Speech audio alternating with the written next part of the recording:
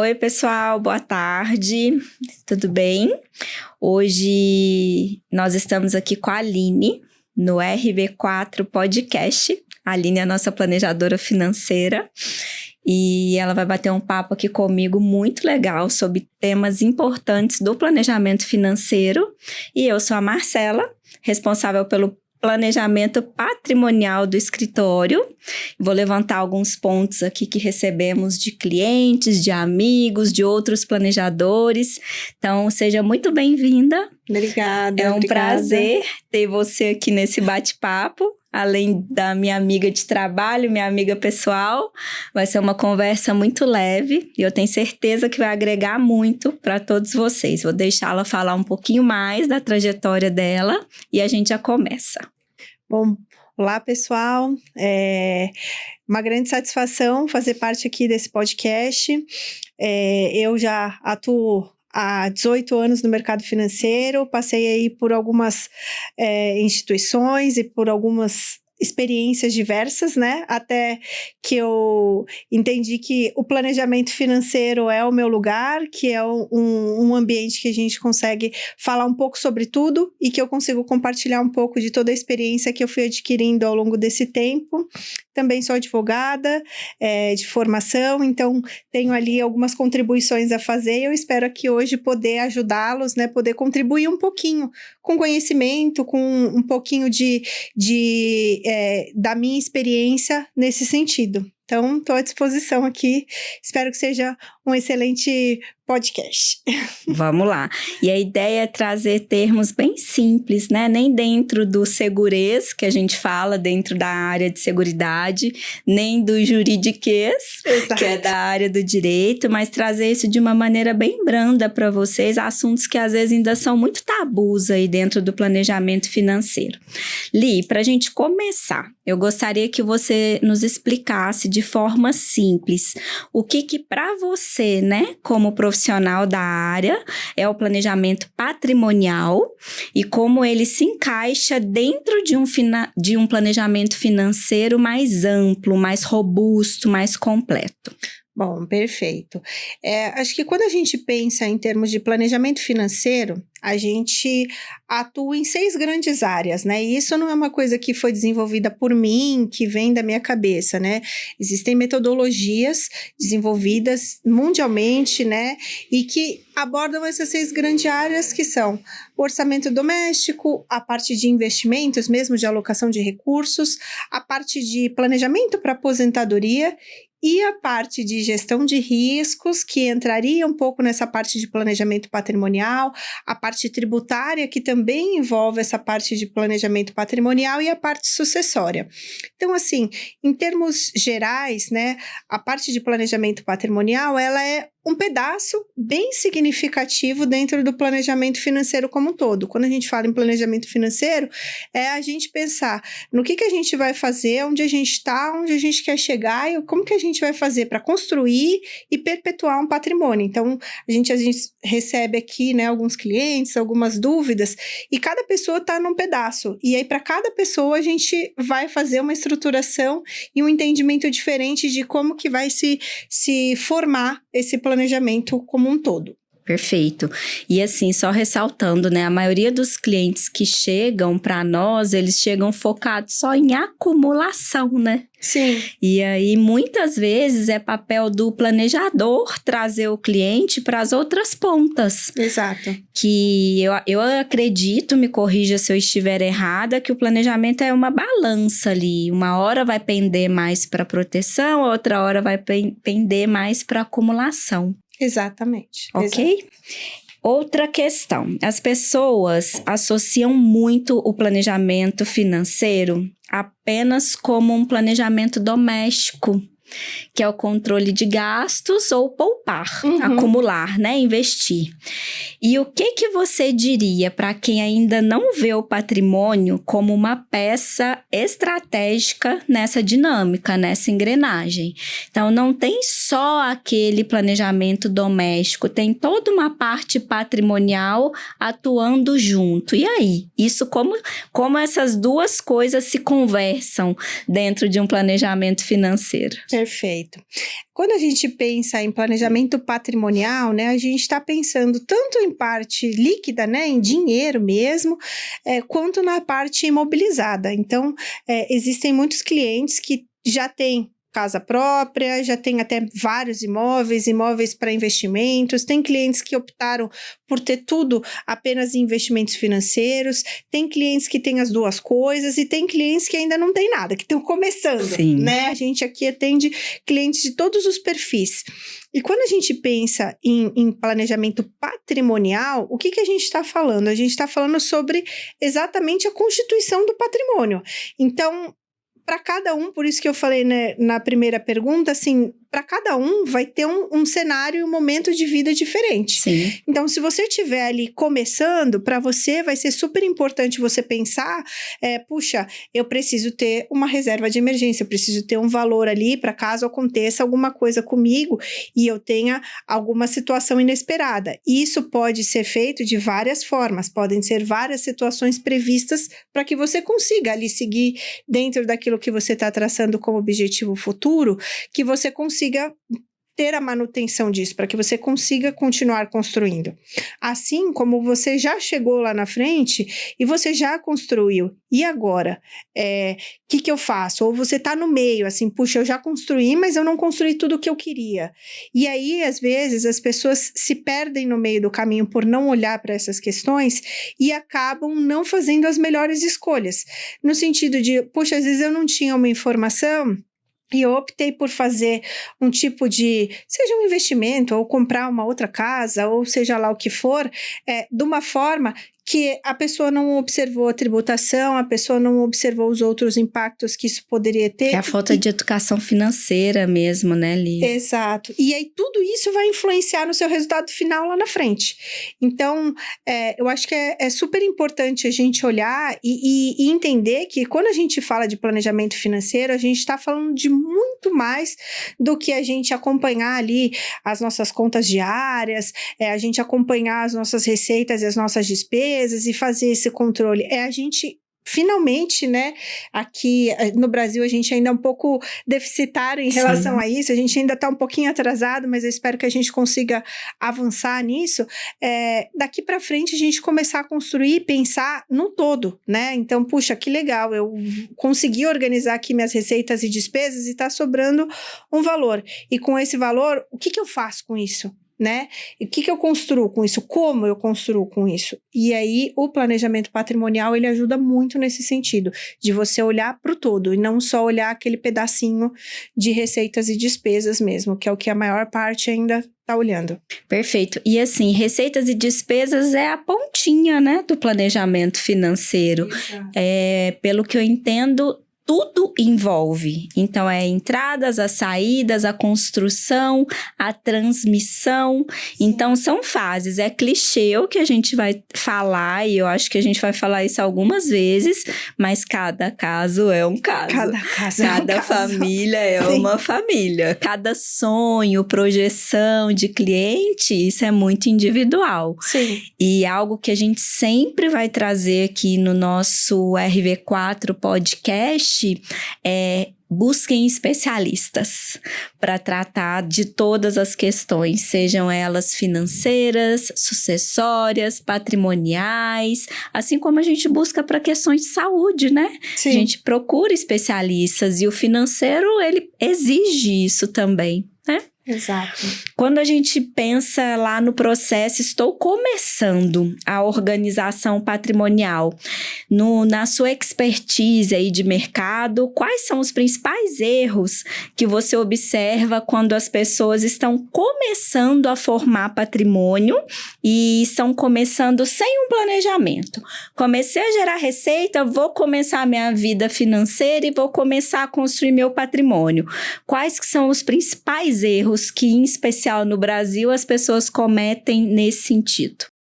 Olha, eu acho que um erro grande é não se planejar para ter uma reserva de emergência. Eu acho que esse tem que ser o ponto inicial, Sim. né, de qualquer pessoa, qualquer família que esteja começando ali. Então, uma parte inicial, né, puxa, estou começando agora a guardar dinheiro, seja lá o que for, às vezes as pessoas, elas acabam talvez metendo os pés pelas mãos, seja uma palavra, é isso mesmo. né? Não é tão formal, mas é a verdade.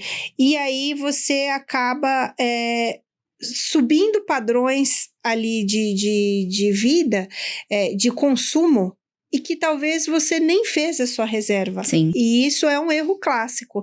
E que aí, lá na frente, às vezes as coisas não fluem na mesma forma que estavam fluindo antes, e você acaba tendo um descompasso e perdas patrimoniais. Porque quando você está no momento mais desesperado, né, as coisas não são tão favoráveis. Sim. Então, isso é super importante.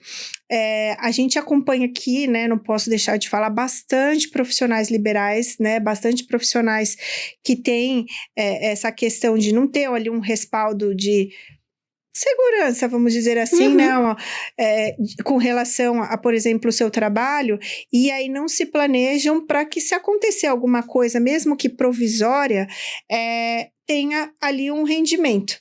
Então, tem a reserva de emergência, mas também tem outras formas de se proteger para esse momento, para essa janela, né? De que, assim, puxa, aconteceu alguma coisa ali comigo de saúde e eu vou precisar ficar afastado por um tempo, e você consegue gerar receber uma renda através de uma ferramenta de proteção. Isso também é um erro que as pessoas costumam cometer.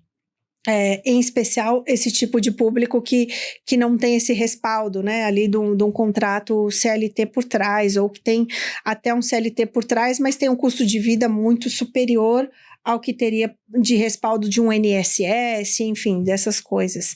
E eu acho que as pessoas também negligenciam bastante a parte tributária, né, por falta de conhecimento. Assim, o Brasil, ele é um país bastante difícil em termos tributários, né? Tanto que existem vários advogados especialistas no assunto, e mesmo assim existem várias divergências de pensamentos e de conduções nesse sentido, né? É uma situação que agora acho que está bem em voga também, porque, né, tem muito se falado sobre reforma tributária, sobre essas coisas, e isso talvez tenha, assim, levantado um pouco mais das pessoas a atenção, né, de olhar para essa parte, mas existem muitos clientes que acabam, nas suas estratégias mesmo de alocação, não observando a parte tributária e talvez não otimizando. Então, puxa, eu comecei a investir e aí eu só olhei o rendimento, mas eu não olhei a parte da tributação. E aí, de repente, você achou que você estava fazendo a melhor escolha e não estava. Então, por isso que é importante a gente contar com especialistas, porque aí são pessoas que vão te ajudar a olhar para coisas que talvez você não esteja olhando, né? Quando a gente fala planejamento financeiro, planejamento patrimonial, tudo isso está envolvido, porque você tem uma visão e um conhecimento sobre aquele assunto um pouco mais limitado. E o profissional, até porque ele lida com vários casos diariamente, ele está um pouco mais habituado a olhar para um macro, a olhar para um todo. Ah, mas puxa, que legal, esse aqui é o melhor investimento, com maior rendimento que tem aqui disponível na plataforma. Mas você já observou a parte da tributação, né? Ou as partes do risco? Às vezes também tem clientes que começam com isso e aí ficam desesperados e aí perdem dinheiro, porque, na verdade, você tinha que ter esperado um pouquinho mais, mas você colocou mais risco do que você estava disposto a tomar. Então, são essas pequenas situações que eu acho que, assim, você tendo um amparo profissional e você entendendo que essa é uma rede de confiança, uma boa parte deles já são sanados. Com certeza. E assim, só acrescentando, até pelo nosso dia a dia aqui do escritório, né, Li? A parte comportamental, né, de brasileiro também buscar retorno rápido. Sim. Eu vejo amigos, pessoas próximas, clientes, que quando a gente começa a desenhar o planejamento, e muitas vezes ele está começando do zero, eles querem um retorno rápido. Sim. E não é constância, é disciplina, é comportamento. Então, eu entendo que existem os especialistas para a parte técnica, mas existe todo esse mindset mesmo, que muitas vezes é até cultural. Sim. Do comportamento do brasileiro. Bem se vê aí jogo do tigrinho, jogos que prometem dobrar o recurso em curto prazo, esquemas de pirâmides que tem aí, e que as pessoas ainda caem. Então, eu entendo que é uma ilusão de dinheiro rápido que é muito aqui, ó, e o comportamento mesmo, o posicionamento em relação ao o planejamento, que do lado de cá a gente também atua com os clientes, Exato. né? Via informação, via orientação, via disciplina e constância, até pelo acompanhamento próximo. Eu falo que é pegar na mão. Desde o beabá, para quem ainda não tem esse tipo de posicionamento, até as coisas mais técnicas, de quando a carteira já está começando a avançar, a parte tributária, etc. Exato. É até uma das áreas que a gente estuda, né? Então, quem realmente atua como planejador financeiro, a gente chama de finanças comportamentais, Legal. É uma área super importante, que tem crescido muito, né? Exatamente por isso, porque a parte emocional, ela é 100% participante, Sim. né, dos planejamentos e das famílias, mas ela pode ou te favorecer muito ou ela pode te complicar muito. Então, a ideia é que a gente consiga, como profissional, trazer uma visão um pouco realista, tendo todo o conhecimento técnico para passar a informação para o cliente, para que ele decida, tome essas decisões que façam sentido para a sua vida, mas que a gente também ajude essa pessoa com as suas emoções, para que ela possa, assim, entender que tem coisas que a gente vai ter que ser um pouco mais racional aqui a gente talvez pode avançar um pouco mais, que é um pouco do que eu te falei do erro, de às vezes meter os pés pelas mãos. Puxa, agora que eu consegui avançar um pouco mais, que eu consegui crescer, eu quero ter o carro dos meus sonhos. E aí a ideia é que a gente consiga ponderar isso, tá? Então tem o sonho, então puxa, como que a gente pode fazer isso, então, mas de uma forma mais inteligente para a gente otimizar aqui para você e você também não ficar sem a sua reserva de emergência. Sim. Então, com planejamento é possível a gente ir ajustando as caixinhas. Perfeito. Essa é a ideia. Quando falamos em patrimônio, na maioria das vezes, até em reuniões, a gente percebe que o cliente entende que patrimônio é casa, carro e etc.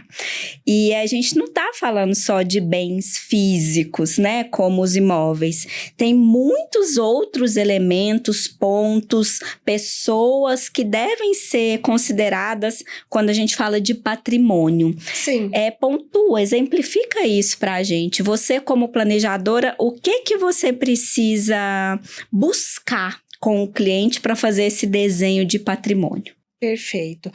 Quando a gente fala em patrimônio, a gente fala não apenas dos imobilizados, né? Então, é bem comum quando eu faço alguma reunião de planejamento, às vezes o cliente... a gente começar a fazer um mapeamento, né, do patrimônio, e aí a pessoa fala sobre a casa, sobre o carro, às vezes o carro nem lembra que é um patrimônio, né, não considera mesmo o que é imóvel, né, a casa da praia, as casas de aluguel, seja lá o que for. E aí, esquece um pouco da parte dos investimentos, e os investimentos são patrimônio também. Por isso que é tão importante saber, porque isso é algo que vai ser construído ao longo da vida, que compõe, né, a sua vida financeira como um todo, e os investimentos, eles também entram numa questão que a gente aborda, que é a questão sucessória, e que faz parte do planejamento. Então, às vezes, a gente tem bastante clientes aqui que têm imóveis para locação. Então, existe uma preocupação de organização patrimonial através de holdings, né, através desse tipo de estrutura, com o objetivo de, assim, deixar uma otimização tributária no momento atual, porque tem uma otimização com relação a isso, e também já pensando, puxa, lá na frente eu vou passar e etc, isso para os meus beneficiários, né, para os meus herdeiros e tá tudo certo, ok. E a parte do dinheiro, muitas vezes o cliente ele não considera essa questão. Então, às vezes a gente tem clientes com volumes bem expressivos e que o cliente nunca fez a conta de que ele vai ter que pagar ali um custo de inventário e um imposto sucessório, que é o ITCMD, e tudo isso também para transmitir, né? E que isso por ser líquido é dinheiro, mas que isso trava junto também. Exatamente. Na hora que você não estiver mais aqui, né? Então... Até tem clientes que quando a gente aborda, fala, mas quando eu não estiver mais aqui, a minha família pega o dinheiro que tá na conta. Sim. E faz faz o processo de inventário, né? Sim, Mas sim. não é assim que acontece, né? Não é assim que acontece, assim, até em termos legais, nem poderia ser movimentada uma conta se a pessoa faleceu, mesmo que você tenha a senha, que você tenha todo o acesso, mesmo que seja uma conta conjunta, na teoria você não poderia movimentar até que o inventário fosse movimentado e que aí você tivesse ali uma delimitação certa do que você faria com aqueles valores e tudo, a partilha e tudo isso. Então, na teoria é isso. Na prática, às vezes acontece, né? E aí, claro, se não tiver briga entre os herdeiros, entre a família, isso não vai ser um grande problema, tá? Mas, assim, a ideia não é essa. Esse não é o instrumento mais favorável, até porque você se travar aquilo, né? Hoje os sistemas, eles já estão se conversando muito rápido. Antigamente você tinha processos nesse sentido manuais. E hoje a tecnologia está cada vez mais avançada, essa parte de banco de dados e de trocas de informações entre instituições e controles, né? Sim. Então, hoje em dia, muitas vezes, né, em especial em grandes cidades, quando acontece um óbito, essa certidão ela já é notificada e aí as instituições financeiras já deveriam de pronto saber que aquilo é para ser bloqueado, mesmo conta corrente. Então, existem outros mecanismos mais inteligentes para se fazer isso, né? E outras formas de que você consiga fazer um planejamento. Tem ferramentas para você conseguir fazer Sem isso. Sem jeitinho, né, Lili? Sem jeitinho. Porque o jeitinho pode ser que ele dê certo, pode ser que não. Não dê. E aí, na hora que a coisa já aconteceu, se você for o sorteado que na sua vez não deu certo, aí a coisa fica complicada, né? Exato. E aí é um assunto muito sério e grande para você deixar. Com certeza. A sorte, assim, pode ser que dê, pode ser que não dê, entendeu? E assim, ninguém constrói patrimônio para acabar, né? Exato. Eu nunca escutei isso de algum cliente, me corrija se você já tiver ouvido. Então, não dá para deixar na mão do jeitinho. Sim. A gente precisa seguir com a regra, como ela é. E, de novo, buscar especialistas que nos orientem nesse processo para não ter nenhuma surpresa desagradável logo ali. Né? Na sua experiência, qual que é o melhor momento, o momento ideal para começar a estratégia de um planejamento patrimonial? O melhor é quando já tem muitos bens ou dinheiro guardado ou não. Começar certo ali do zero. E existe, eu acho que dá até para voltar, existe um melhor momento para iniciar um planejamento patrimonial? Olha, quando a gente pensa em planejamento patrimonial, é o que a gente estava falando desde o começo, existem várias fases, momentos da vida das pessoas, né? E aí, o momento certo para começar o planejamento é hoje, né? Então, o que vai mudar entre uma situação e outra são as ferramentas que vão ser utilizadas para isso. Sim.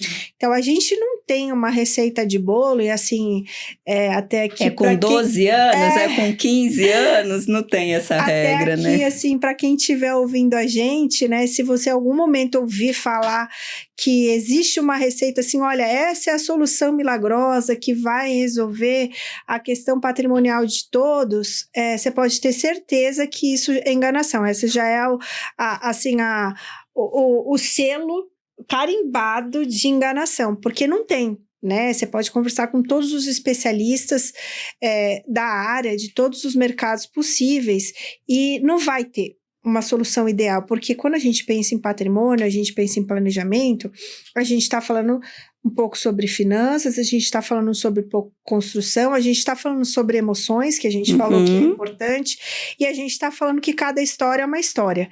Então, a gente tem situações de vida e ferramentas que mais se adequam às situações e ao que as pessoas planejam e querem para o seu futuro. Então, puxa, eu estou começando agora, faz sentido, acabei de comprar minha primeira casa financiada, faz sentido eu ter uma holding? Todo mundo falou que a holding resolve tudo e que aí é só eu ter uma holding e eu vou passar meu patrimônio para os meus herdeiros, tudo.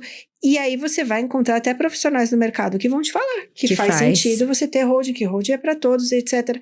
E aí talvez seja um pouco de falta de informação, porque para uma pessoa que está começando, essa talvez não seja a melhor ferramenta. Uhum. Mas para a pessoa que já tem 10 imóveis para alocação, essa Faz talvez seja uma sentido. excelente ferramenta. Sim. Né? De organização patrimonial em especial. E a ideia é que você, mesmo para a pessoa que já tem uma holding, que ela tenha outras ferramentas, porque tem outros desdobramentos e outras situações que vão ficar desamparadas, né? Existe um termo que a gente fala bastante no mercado, em especial, que chama o tal do cobertor curto, né? Essa é uma situação de cobertor curto. Em especial, advogados tributaristas, que eu converso bastante, falam bastante sobre isso, porque você, em algum momento do planejamento, você vai ter que escolher aquilo que mais é importante para você. Onde você quer se cobrir. Onde você quer se cobrir. E entendendo que uma parte talvez esteja descoberta. Sim. Né? E que aí você vai ter que resolver de outras formas. Então, hoje, quando a gente pensar em termos de planejamento patrimonial, a gente tem desde a parte tributária de pensar, puxa, quais investimentos, como que eu vou otimizar minha carteira de investimentos, quais são os objetivos que eu tenho de curto, médio e longo prazo, e aí, com base nisso, você fazer escolhas de investimentos que te tragam rentabilidade, mas que tenham a contribuição tributária a seu favor também, isso é importante, até outros mecanismos como, puxa, eu já estou preocupada com minha proteção na minha fase de trabalho, eu estou começando. Tá, e se as coisas não fluírem tão bem? Como a gente falou agora há pouco, né? Em especial de profissionais liberais, né? A gente sempre tem bastante profissionais de saúde. E se as coisas não fluírem tão bem? Eu vou impactar todo o plano que eu estou fazendo aqui, porque eu estou afastado do meu trabalho, estou sem renda, vou ter que tirar dos meus investimentos para suprir a renda. Então, você tem como contratar uma ferramenta, um seguro mesmo, que você consegue proteger essa parte, e aí você, em troca disso, paga um prêmio de seguro e recebe essa proteção. Sim. Isso é fundamental para quem está nessa fase. Tem pessoas, clientes nossos, que já não estão mais nessa fase, que a pessoa já se aposentou. Então, tanto faz, se ela trabalha, se ela não trabalha, ela não precisa daquela proteção naquele momento. Tem a parte sucessória, com relação a seguros também. Então, puxa, sou jovem e eu quero fazer uma alavancagem, já estou preocupado e fazendo algo planejado para que lá na frente eu tenha condições, a minha família tenha liquidez para transmitir esse patrimônio separado numa caixinha já aqui para isso, você vai pagar mais barato nessa ferramenta, você vai pagar mais barato no seguro, você vai pagar numa ferramenta sem imposto. Então, é uma estratégia. Puxa, eu estou num momento de vida que eu já tenho um certo patrimônio acumulado, eu já estou mais velho, ou eu tenho alguma questão de saúde, e aí eu prefiro, então, eu não vou conseguir contratar um seguro, ou para mim eu acho que o seguro não é a melhor opção, não gosto muito de falar sobre isso. Tudo bem, você consegue também fazer uma previdência desde que você já tenha um patrimônio acumulado para deixar nessa caixinha pensando com o seu objetivo de transmissão futura. Então, assim, a ideia é que você comece hoje, e aí você entendendo a sua vida hoje, né? Olha, que fase que eu tô? Eu tô na fase de começar a construir o patrimônio. Então então o que eu tenho que me preocupar? Eu tenho que me preocupar com uma proteção de renda no tempo dessa fase de construção. Às vezes são pessoas que já são casadas, que têm filhos, que têm pessoas que dependem, então também pensar em proteger essas pessoas para que esse plano familiar, né? Quando a gente tá sozinho, normalmente o nosso plano é nosso. Quando a gente tá em família, normalmente o nosso plano é conjunto, né? E aí a gente vai pensar nas caixinhas juntos. Então, é muito comum que a gente faça o planejamento com casais, né? E que aí as duas pessoas participam para que a gente tenha um plano conjunto. Então, essa é a ideia. A ideia é já. Já, né? Começa agora. Então, até trazendo um pouquinho do seu discurso aí das ferramentas em si, né? Que quando a gente pensa em acumulação, além da acumulação, como você disse, tem as proteções, o seguro, a própria Prev, que é uma ferramenta de sucessão patrimonial. Então, além dessa acumulação, como o planejamento patrimonial, ele ajuda na proteção do que foi construído, especialmente em casos de imprevisto, como doenças, divórcios, óbito. Foi muito do que você já disse, sim, né? Sim, do momento de cada estratégia. Exato. Se é para proteger proteger quem gera receita, se é para proteger quem depende dessa renda, se é para transmitir esse patrimônio. Exato, Isso. Exatamente. Já foi respondido. E aí, nesse sentido, até vale a gente ressaltar uma questão, a Ali trouxe, né? Que às vezes o cliente ele não é elegível ao seguro. E acontece, porque as ferramentas de proteção, elas têm análise de risco. E o risco envolve saúde, idade e capital segurado. Mas aí, automaticamente, o cliente não pode ter nenhuma ferramenta? Não. A gente tem várias outras estratégias, né, para tratar. A análise de risco, hoje, todos os planejadores de sucessão, de patrimônio, eles vão encaminhar para seguradoras que vão fazer isso com excelência.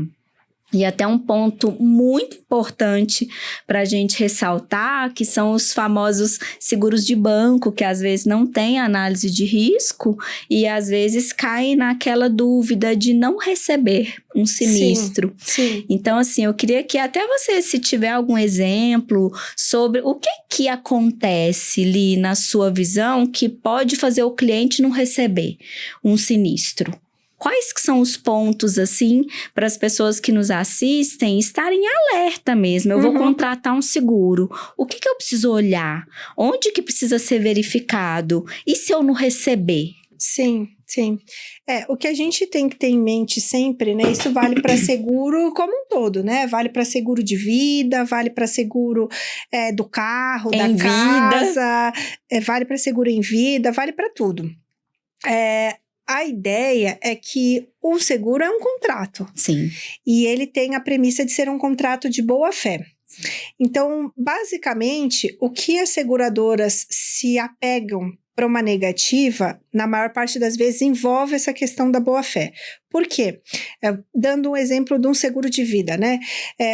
O cliente, a seguradora, ela quer ter certeza que você está saudável. Por quê? Porque a seguradora, ela está apostando que você vai viver muito, né? Para que ela seja favorável, né? Para que ela compre o seu risco, porque não faz sentido. Exato. A seguradora é uma instituição privada, né? Ela tem que ter receita. Sim. Então, às vezes, se você pensa que você vai pagar um valor e você contratou 1 milhão de cobertura, eu estou dando valores hipotéticos aqui, né? Mas eu contratei 1 milhão de cobertura e eu paguei a primeira fatura de R$200. E aí, da onde a seguradora vai tirar 1.800.000, né? Para poder pagar para você se você morrer amanhã. Sim. Então, ela quer ter certeza que você tá saudável e que você tá tudo certo com você e que você vai viver ad eterno, né? Nas orações dela, seria que fosse assim, né? Que fosse dessa forma. E aí, o que acontece é que nem sempre os contratos, eles deixam isso de uma forma tão segura, porque isso é uma questão um pouco subjetiva, a boa-fé é um pouco subjetiva. E aí, nos contratos mais simplificados, né, que é o que você está falando que é muito comum nos bancos, é um contrato que às vezes ele tem perguntas muito simples na hora de você fazer a contratação, e aí ele vai te perguntar essas questões de doenças, você vai responder e talvez você lá realmente não estava amparado, mas... E naquele momento não tinha mesmo, você não né? tinha. E aí, como são seguros muito simplificados, as companhias acabam deixando muito em aberto as cláusulas, né? Chama condições gerais as cláusulas que tem um seguro, né? Eles deixam isso muito aberto e aí sempre tem umas entrelinhas lá, né? Em especial nos seguros mais simplificados também tem ali uma previsibilidade de que ele pode ser cancelado de forma unilateral, ou seja, a seguradora ela pode dizer para você que ela não quer mais seguir com você. Imagine você que pagou às vezes 20, 30 anos num seguro, chegar lá nos seus 70 e poucos anos, que é a hora que realmente você está se aproximando, né, pela lei da vida, de precisar, e aí a seguradora fala, puxa, muito legal, agora o risco mas tá existe alto. Essa cláusula aqui que diz que eu posso não mais seguir com você, e eu não quero, achei que eu vou encerrar essa carteira, enfim, eu agora decidi que eu não aceito mais clientes acima de X anos, isso pode acontecer, tá? Então, é um contrato um pouco mais frágil. Essa seria talvez a palavra, né? Não necessariamente que, puxa, tem histórias de várias pessoas que tinham e receberam. Uhum. Mas é um contrato um pouco mais frágil. Sim. Então, a gente, em termos de segurança jurídica, a gente procura, né, sempre quando eu estou tratando com clientes no sentido de planejamento financeiro, eu procuro que a gente esteja o mais seguro no seguro, para que a gente faça algo que realmente entregue para o cliente assim, olha, isso aqui você está fazendo um planejamento e você vai estar seguro com esse planejamento, né? Algo um pouco mais firme, né? A ideia é essa. Então, às vezes a gente acompanha e normalmente o cliente faz assim, puxa, a pergunta estava um pouco na entrada, a pergunta não estava tão clara e aí o cliente na interpretação dele, ele disse que ele não tinha uma coisa, mas ele tinha aquela coisa e ele não avisou a companhia. E aí, na hora do falecimento, em especial, os casos que eu mais acompanhei foram de causas naturais, né? Que aí é sempre o que gera essa dúvida, né? E aí a seguradora fala, puxa, não, mas você já tinha isso e não me contou. Não contou. Né? Essa pessoa já tinha isso e não me contou. Então, aqui, ela não agiu de boa fé dessa forma, ela perde o direito à indenização. De receber o sinistro. E aí, isso vira um problemaço. E uma coisa que aqui com os clientes a gente observa muito, né? Que às vezes eles até ficam, entre aspas, insatisfeitos com a solicitação de exames clínicos, de questionários médicos e etc. Mas quando isso é feito, é para resguardar o próprio cliente. É para o bem dele, é para não ter nenhum imprevisto nesse sentido lá na frente. E aí, uma vez que as seguradoras compraram esse risco, mesmo olhando toda a parte clínica, do lado de cá a gente fica seguro junto, o cliente também, e a probabilidade da negativa de um sinistro é muito pequena.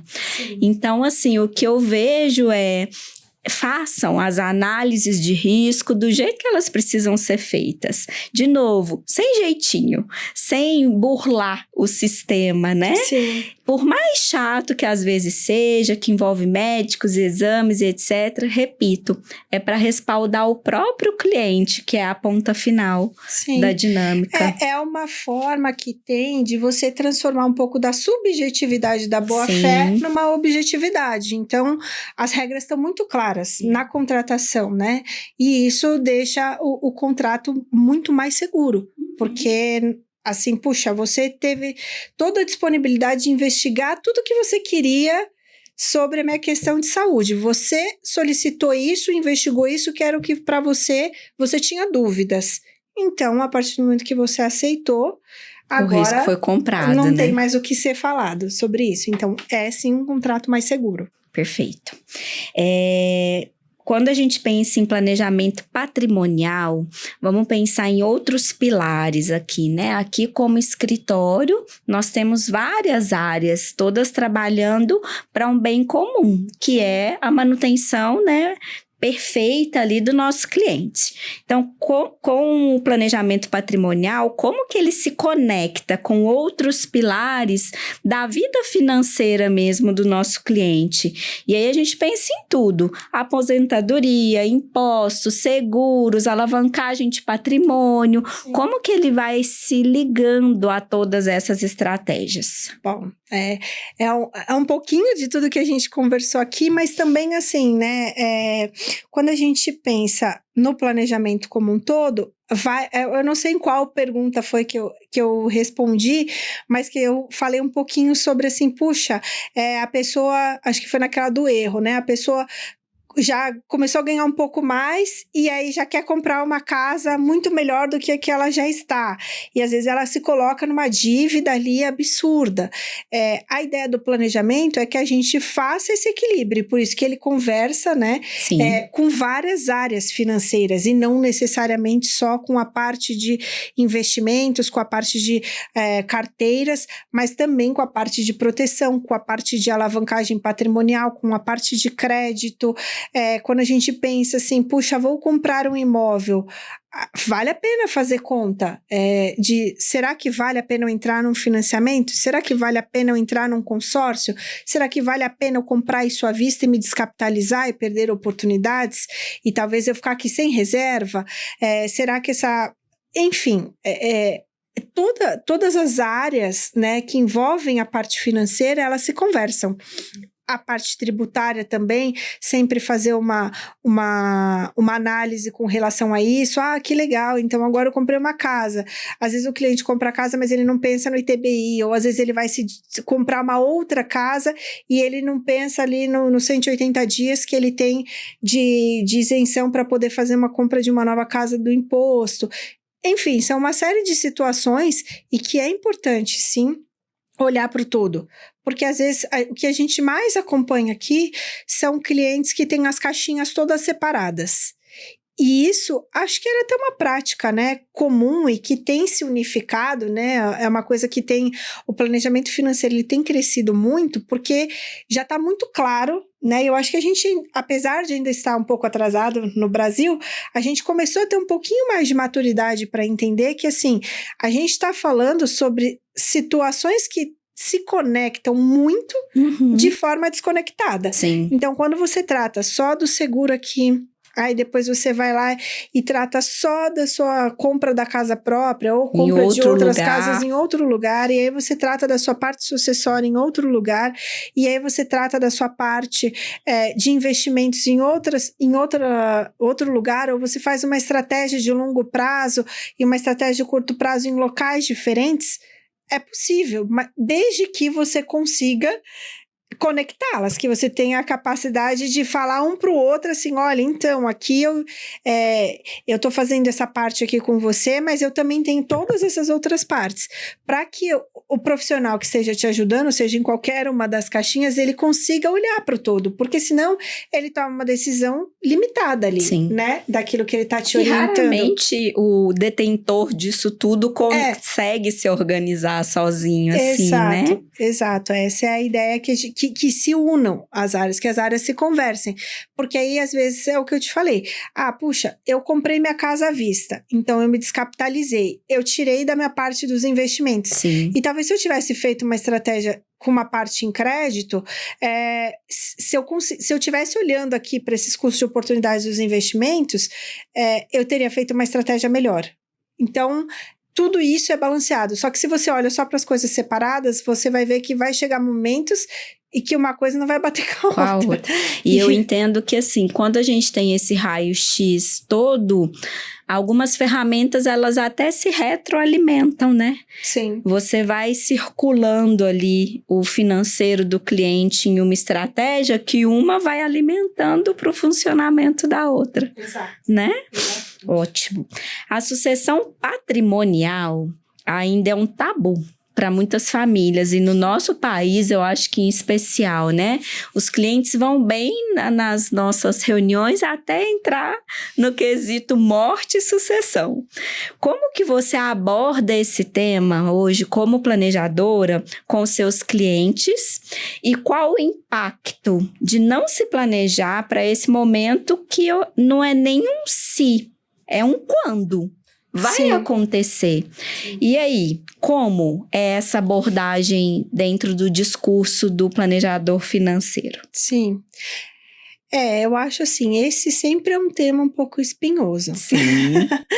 Porque, no fundo, assim, ninguém quer... Todo mundo sabe que vai acontecer, mas é algo que ninguém quer pensar. E nem falar, né? Pensar, falar. Exatamente. Eu vou dizer assim, vou confessar até que, para mim, também foi, né, no começo, um tema bem difícil, assim, um dos mais difíceis, porque é algo que a gente não quer pensar, a gente não quer pensar para nós, a gente não quer pensar para nossa família, é difícil de digerir, porque aí é um tema que ele envolve coisas racionais, se a gente pensar, né, no dinheiro ou no patrimônio, enfim, em números, ele é super racional, os planos são perfeitos, a gente consegue fazer, desenhar, mas isso é um assunto que é muito mais emocional do que racional. Sim. Né? É impossível você separar o emocional, em especial na parte sucessória.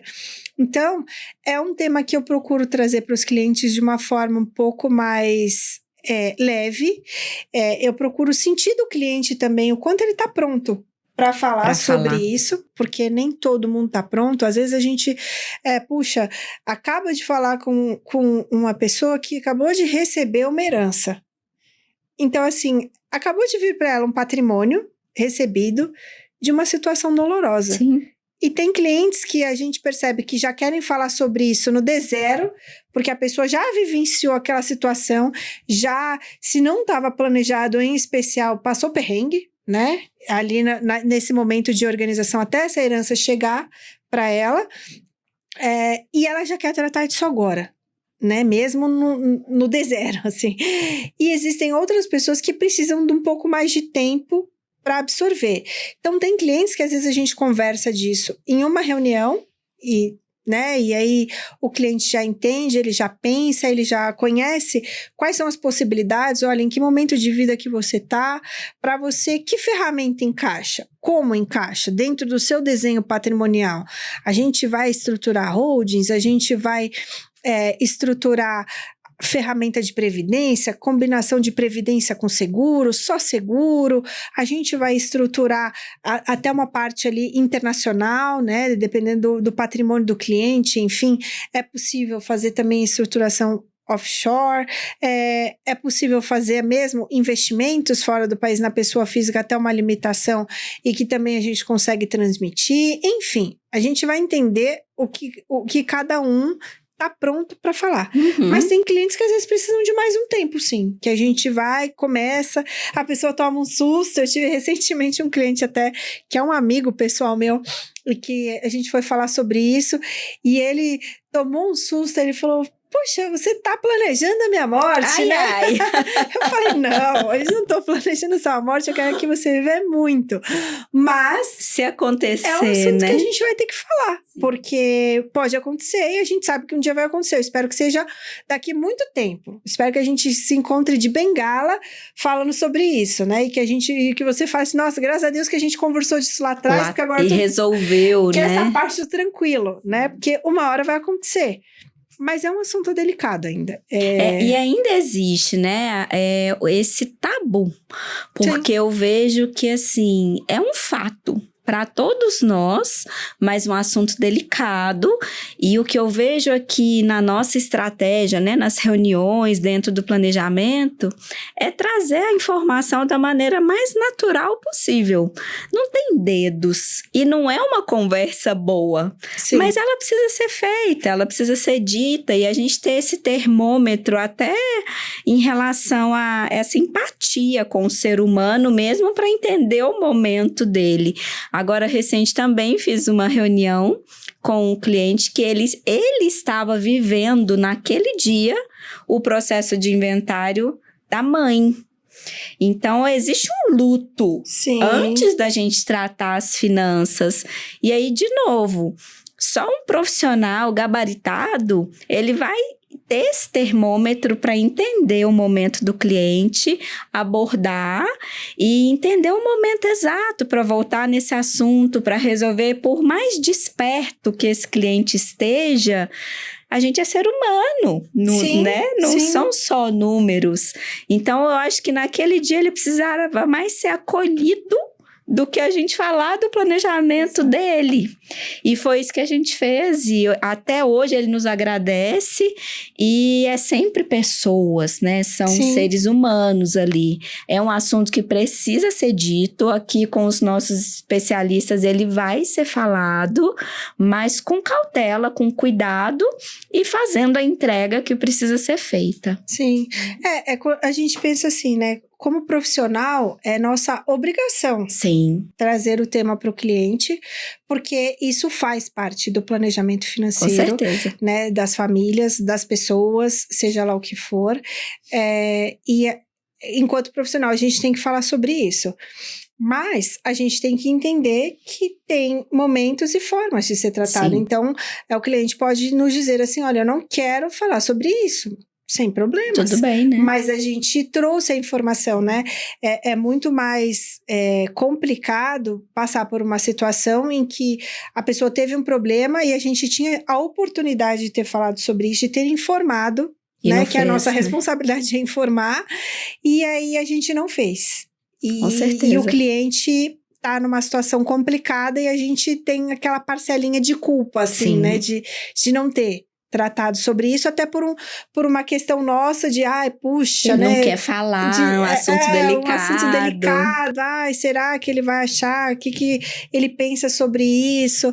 Né? Então, eu como planejadora, pelo menos, assim, eu acho que é um ato falho da minha parte eu não tratar o assunto. Sim. Né?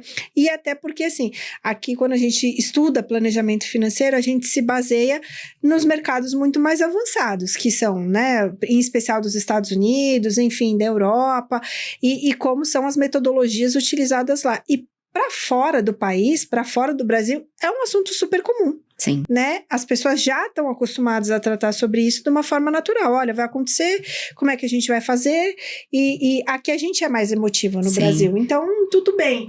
Mas a gente... E na vida, né, em especial na vida adulta, que eu acho que quem constrói patrimônio é adulto, que já está gerando renda e construindo, a gente vai ter vários assuntos difíceis, várias conversas difíceis, mas que a gente precisa falar. Não é porque é difícil que não vai ser tratado, Exato. né? Aí que vai ser tratado mesmo. Como planejamento patrimonial, é possível organizar de forma eficiente, pensando na economia tributária. Então, assim, dentro do planejamento patrimonial, planejamento financeiro, onde que ele impacta quando a gente vai associar com essa economia tributária? Tá, perfeito.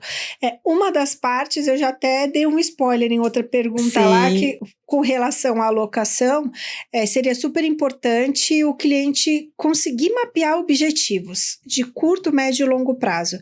E em cima disso, além de rentabilidade, ele conseguir ter ali um mapeamento de tributação, né? Vou dar um exemplo bem prático disso, né? Quando a gente fala de renda fixa, que é o que está aqui em alta, né? Em especial com a Selic agora, que está em 15%, a gente fala de, por exemplo, um produto bem basiquinho, que é o tal do CDB, né? E aí, o CDB, ele tem prazo, a renda fixa, ela é tributada de uma forma regressiva, e às vezes o cliente, ele não tem mapeado o prazo que ele vai ficar, e ele olha só ali, puxa, esse aqui está rendendo 110% do CDI, eu vou pegar. E é um produto para 3 meses. Uhum. Só que o produto para 3 meses, ele tem uma tributação de 22,5%. E que é automática. Então, a hora que você resgatar aquilo que rendeu, você vai ser tributado em 22,5%. E ele optou por pegar esse produto ao invés de pegar um outro de 1 ano, 2 anos, seja lá o que for. Vamos supor que sejam 2 anos, que ele já vai estar na menor alíquota de 15%. E aí, esse daí de 2 anos estava rendendo um pouquinho menos, estava lá uma oferta rendendo um pouquinho menos, só que ele só vai vencer daqui 2 anos. Então, a tributação dele vai estar em 15% em cima dos rendimentos. E às vezes o cliente ele não fez essa conta do imposto. E ele só olhou o rendimento. E talvez se ele tivesse em um e outro, ele teria um benefício por questão da tributação. Isso é pouquíssimo observado. E aí isso é um grande pulo do gato, né? Porque o cliente, desculpa te cortar, o cliente mais leigo, ele só vai olhar a rentabilidade, exato, né? Exato. Ele entrou ali, ele viu a rentabilidade X, Y, Z e ele escolhe o produto. Sim. Em outras questões, às vezes a gente tem bastante cliente enviesado aqui em também ter carteiras, já pensando na tributação, então tenho carteira só com ativos isentos. E aí, esse cliente ele nunca fez a conta de que mesmo que você pague o tributo, às que aquele outro rendeu mais, você conseguiria uma eficiência maior, mesmo que você pague imposto, porque ele rende mais. Então, a ideia é que você tenha, na parte de alocação, um objetivo claro de curto, e médio e longo prazo. Isso é bem interessante, né? Até a Previdência também é uma excelente ferramenta para longo prazo. Nesse termo tributário também é uma ferramenta bem interessante. E com relação a imobilizados, eu acho que existem várias formas de você fazer uma economia tributária, mas isso vai depender em especial de... Aí ela vai ser um pouco menos direta do que essa parte de alocação de investimentos e vai ser um pouco mais de estratégia caso a caso. Então, puxa... a pessoa que tem imóveis para alocação, ela faz uma excelente estratégia tributária ainda se ela tiver essa alocação dentro de uma pessoa jurídica, ou seja, dentro de uma holding. Se a pessoa tiver poucos imóveis, ela vai ter que avaliar, ou se ela tiver imóveis muito antigos, ela vai ter que avaliar até que ponto vale a pena ela colocar isso na PJ. Então, aí, na questão imobilizada, e tributação, ela é um pouco mais caso a caso. Puxa, já vale a pena eu doar o meu imóvel em vida, então, para os meus filhos, pensando numa economia do ITCMD lá na frente? Porque pode ser que a alíquota aumente, a gente aqui em São Paulo ainda está com a alíquota de 4%, mas a gente já sabe que isso tem a previsão de aumentar ali para 8%, então é melhor eu já garantir isso agora, e aí às vezes ela faz uma doação e não pensa em outras coisas, então para imobilizados eu acho que tem que ser um pouquinho mais estudado caso a caso. Perfeito. E Li, até falando de caso a caso, eu gostaria que você compartilhasse com a gente um exemplo aí da sua trajetória de atendimento aos clientes, né? Me dá um exemplo de um caso que te marcou, que você olhou e falou assim, nossa, como o meu trabalho de planejadora financeira impactou na vida desse cliente, dessa família. Dá um exemplo para a gente, por favor. Tem um cliente que me marcou bastante, assim, ele nem tinha um patrimônio tão estruturado, assim, né, com relação à parte de imóveis, etc. Então, ele era uma pessoa física com imóvel que ele morava numa casa muito boa, né, já valia uns 5 milhões mais ou menos, tinha um bom carro, os 2 carros da família estavam no nome dele, tinha o carro dele e da esposa, já tinha os filhos um pouquinho maiores, já em torno dos, acho que tinha uns 20, 30 anos por aí, não lembro ao certo agora, mas esse cliente, até então ele não tinha nada, quando a gente conversou de organização patrimonial. Então, ele tinha lá, construiu ao longo da vida um patrimônio legal, vivia super bem e ainda os filhos ainda não tinham 30 anos, porque ele ainda sustentava, assim, né? Tinha filho, uma faculdade de medicina, então tinha uma despesa familiar alta, né, em especial por esse filho que estudava medicina, e aí essa despesa, e ele ainda era o principal pilar financeiro, né, ele ainda trabalhava, gerava renda, era empresário, e até que chegou um dia que a gente conversou e pensamos em estruturar, né, a gente falou sobre essa questão sucessória, e a gente optou por 2 estratégias, né? Como ele já tinha também um patrimônio em dinheiro, né? Além da casa, tudo. A gente pensou em 2 estratégias. A gente pensou em fazer uma parte em seguro, né? Para ter ali uma alavancagem patrimonial e uma parte em previdência. Porque a gente pensou, puxa, pode ser que lá na frente eu queira usar os recursos. Eu não quero colocar tudo dentro de uma estratégia de seguro. Então, esse foi o caminho que a gente seguiu. O cliente tinha a carteira de investimentos dele em produtos normais, a casa dele, os carros, um pouco de previdência, um pouco de seguro. E aí, quando, né, aconteceu dele falecer, né, foi algo inesperado, né, porque foi uma situação ali que não é que ele ficou doente, nem nada disso, foi um pouco repentina, a família tinha esse amparo. E né, e assim, era algo que a esposa dele até trabalhava, mas ela ganhava um pouco menos que ele, ela não conseguia suprir ali a família total e não tinha no nome dela a liquidez para fazer esse inventário, porque eles tinham guardado todos os recursos, como ele que fazia mais renda, tudo ficava guardado no nome dele. Então, apesar de eles estarem casados no regime da comunhão parcial e tudo isso ali, né, ou seja, o patrimônio era dos 2, até que esse inventário fosse concluído, esse valor ficou travado. Então, a gente conseguiu garantir ali a liquidez, né, para a família atuar nisso, resolver o inventário, ter o dinheiro para resolver isso de forma rápida. Foi feito, e aí depois a família conseguiu seguir, né? Destravou o patrimônio e avançou. Sim. É aquele momento que poderia ser pior, né? Se não tivesse feito um planejamento financeiro. É porque quando você chega num momento como esse, assim, o que a gente estava falando, é o tabu, porque é um momento super triste, então tava todo mundo arrasado. E aí, assim, você ter mais uma questão burocrática para lidar num momento como esse, é algo que só piora a situação, porque aí você tem já a dor, né, normal de perder uma pessoa, E aí você tem até, em algumas situações, o desespero de estar ali e falar, como é que eu vou resolver isso aqui? Porque eu tenho o patrimônio, né? Eu tenho Mas o não dinheiro, ele consigo tinha o acessar. dinheiro, mas ele não conseguia acessar porque o mecanismo é esse, né? A estrutura é essa, você tem que pagar os impostos, pagar os custos para a conclusão do inventário, concluído o inventário, aquele patrimônio que ele acumulou, todo aquele dinheiro que ele tinha guardado, foi para a família. Sim. Mas antes disso, ele teve que quitar. E se ele não quita, ele não consegue acessar. E a gente vê casos e casos aí famosos até, né, que saem sempre em entrevista, em jornais, em matérias, enfim, ou mesmo aqui em São Paulo especial, a gente consegue ver, né, patrimônios ali no centro da cidade, quantos prédios, assim... Vai para leilão também, que vai para né? leilão, ou caindo aos pedaços, enfim, de inventários e de discussões e de situações que ficam por ano se arrastando, às vezes assim, puxa, não conseguimos concluir agora, aí entra multa, entra juros, aí a IPTU, que a família não conseguiu acessar o dinheiro, então não conseguiu pagar Corre o IPTU. multa, né, Li? Tem um prazo, certo? Sim, tem, acho que são 60 dias para dar entrada no inventário e, se eu não me engano, são 90 dias para recolhimento do ITCMD. Sim. Então, assim, é um prazo apertado. Sim. Em especial para quem está vivendo um luto. Um luto, exato. Né? E em especial quando a gente pensa em famílias que têm um provedor principal. E que aí as pessoas dependem dessa pessoa.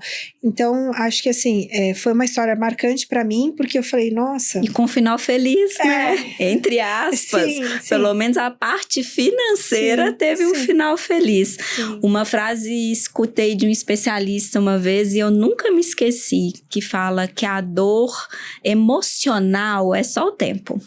A dor financeira, para esse momento, tem remédio. Sim. Então, deixe ele ali preparado, resolva a questão financeira. O emocional aí vai da crença de cada um, da família reunida, do tempo e etc. Agora, o financeiro é possível. Então, é aquele momento que antecede essa dor. Resolva que aí fala desse assunto uma vez só. Sim. Já que é um assunto chato, fala uma vez, resolve e não precisa ficar retornando nesse sentido, né? Sim, exatamente. Para quem está nos ouvindo aqui e quer começar, a pessoa olhou e falou, adorei a informação de planejamento financeiro que a Aline trouxe e eu quero aqui dar meus primeiros passos. Quais que seriam 3 principais ações que você fala assim, o que você recomenda para um iniciante para startar um planejamento patrimonial? 3 insights, assim, 3 passos. Tá, acho que o primeiro passo é você entender o seu momento de vida. Sim. E quais são os seus objetivos futuros, né? Puxa, eu quero... Existem pessoas em momentos diversos com sonhos diversos. Sim. Tem pessoas que estão no começo do zero, mas que estão planejando chegar em milhões. Nossa, eu quero ser ali, morar numa casa, num condomínio fechado que vale 10 milhões. Existem pessoas que estão no zero também e falam assim, olha, se eu tiver uma casa aqui tranquila, tá de 200 mil, 300 mil, eu já estou satisfeito. Resolve. Já é o meu objetivo. Isso é importante, saber aonde você está e onde você quer chegar. Eu acho que aí, para quem está no zero mesmo, é você pensar na sua reserva de emergência.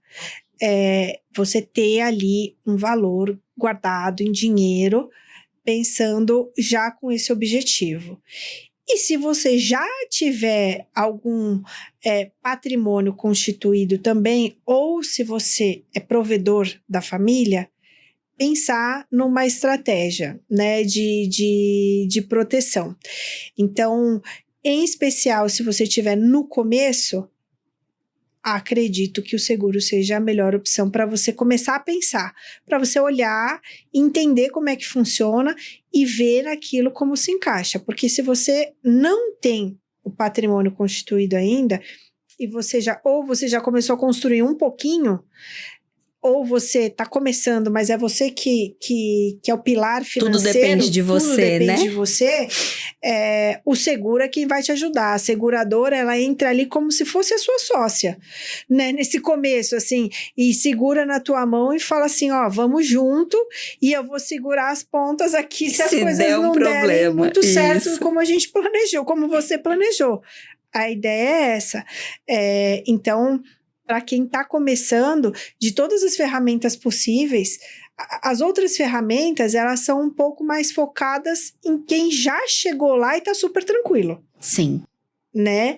E muito tranquilo mesmo. Agora, para quem ainda está nessa fase início e construção, eu acho que a ferramenta mais simplificada e mais assertiva é o seguro. Se a pessoa tiver a condição de contratar, claro. E aí os 3 passos, então, seriam reserva de emergência, fazer a proteção para depois começar a pensar em poupar, certo? Sim. E quando você me fala em reserva de emergência, existe um cálculo para cada pessoa? Porque às vezes a pessoa está começando e falando, beleza, vou fazer minha reserva de emergência, vou começar a acumular ali. Quanto? Certo. É assim, isso também vai variar um pouquinho de cenários, né? Então, o que eu acho que é o mais indicado, que é o que é medido, é entre 3 e 12 meses da sua renda mensal. Você ter guardado ali disponível, tá? A gente diz em liquidez diária, né? E a ideia é que você consiga ali ter esse valor guardado, né? E se precisar, você tem ali onde recorrer. Ah, puxa, mas e no meu caso, são 3 meses ou são 12 meses? Aí vai um pouco de você entender também quais são os seus riscos naquilo que você está exposto. Sim. Quantas pessoas dependem dessa renda, né? Quantas pessoas dependem dessa renda e também um pouco daquilo que, assim, puxar um profissional, eu sou profissional, eu sou CLT. E aí, se amanhã você for mandado embora, por exemplo, você vai ter ali uma parte de indenização, enfim, você vai ter uma reserva para receber. Então, você precisa talvez de um pouco menos. Sim. Um profissional liberal, se acontecer alguma coisa com ele e ele não puder mais trabalhar, ou se ele presta serviço PJ para alguém que pode encerrar amanhã e não tem nada indenizatório ali, essa pessoa precisa de mais. Ou então é assim, puxa, eu estou fazendo a minha reserva para que lá na frente eu abra um negócio. Então você tem que se preparar um pouquinho mais, porque pode ser que seu negócio não tracione. Demore a alavancar, em 12 né? meses, né? Sim. Então seria o ideal talvez você estender esses 12 para 18, né? A ideia é você também entender um pouquinho do seu cenário para você definir, mas assim, no mínimo 3 meses. Perfeito. Tá? E assim, para a gente finalizar, eu quero saber de você uma mensagem final, né? Que as pessoas que não nos assistem aqui no RV4 Podcast, eu acho que muitas gostariam de estar aqui no meu lugar e te fazer essa pergunta, como especialista que você é. Deixe uma mensagem final para a gente pensar sobre o valor, a importância desse cuidado com o planejamento financeiro, planejamento patrimonial para cada pessoa, o impacto disso, a consciência, a estratégia. Quando você olha o seu trabalho, o seu conhecimento adquirido ao longo de tantos anos, deixa uma mensagem para a gente refletir aí e buscar cada vez mais especialistas como você para nos ajudar aí nessa jornada. Perfeito. Bom, eu acho que assim, o planejamento ele é capaz de transformar vidas. Eu acho que essa é a maior mensagem que eu tenho para mim até de valor do meu trabalho, né? Como a gente comentou o caso de uma pessoa que nesse caso foi a parte, né, além da construção, tal, a parte sucessória, mas assim, quando a gente pensa em planejamento, a gente consegue chegar mais longe normalmente e com um pouco menos de estresse, né? A nossa vida já é tão estressante em tantos assuntos e quando a gente está planejado, eu acho que a gente tem menos surpresas e aí a gente consegue transitar por todas as fases da vida com um assunto um pouco mais tranquilo. Então, a jornada fica melhor, né, eu acho Li? que fica mais leve. Eu acho que o planejamento, ele permite trazer mais leveza. Essa é a ideia. Que legal. Esse é o meu objetivo aqui. E é um assunto denso, né? Quando a gente fala de dinheiro, de mercado, geralmente vem um peso. E eu acho que trazer essa leveza dentro da organização é uma chave de sucesso mesmo. Sim. Então, assim, muito obrigada por dividir tanto conhecimento com a gente. É um prazer enorme ter você aqui conosco. Então, eu sou a Marcela, a gente encerra aqui o RV4 Podcast e muito obrigada a todos vocês. Obrigada a todos vocês que ficaram aí com a gente.